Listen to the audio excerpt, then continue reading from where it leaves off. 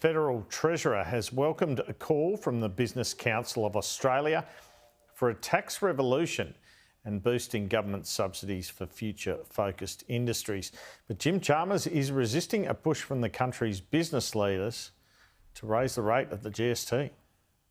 The Business Council of Australia delivers its vision for how the country can have a prosperous future in a report called Seizing the Moment. This is a plan to grow wages in a sustainable way. This is a plan to raise the living standards of this generation of Australians and other generations of Australians to come. It calls for government co-investment in leading technologies like vaccines, hydrogen, quantum and semiconductors, paid for through a huge overhaul of the tax system. We don't agree with every direction that the BCA has proposed. You wouldn't expect us to, but there are more things in the BCA's welcome contribution that we agree with than areas where there is disagreement.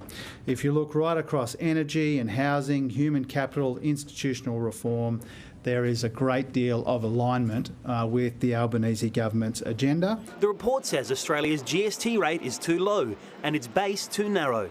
We're too reliant on direct income taxes and company tax. We're simply calling for a conversation. The GST needs to be part of the table. It may not need to go up. It may need to be broadened.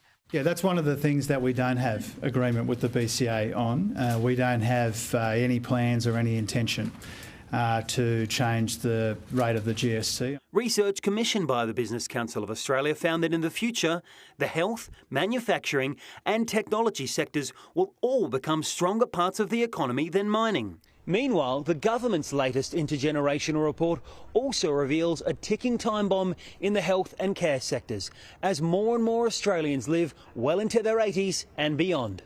The nation's population is predicted to swell to 40 million by the 2060s. The number of those aged over 65 will double, while the number of people living past 85 will triple. Our population will grow more slowly, our people will live longer and healthier lives, and our care economy will become an even more central focus in the decades ahead. Young people out there that are married now thinking whether or not they'll even have one child because of the cost of living and all the rest. So right now we need them to go and have babies, Pete.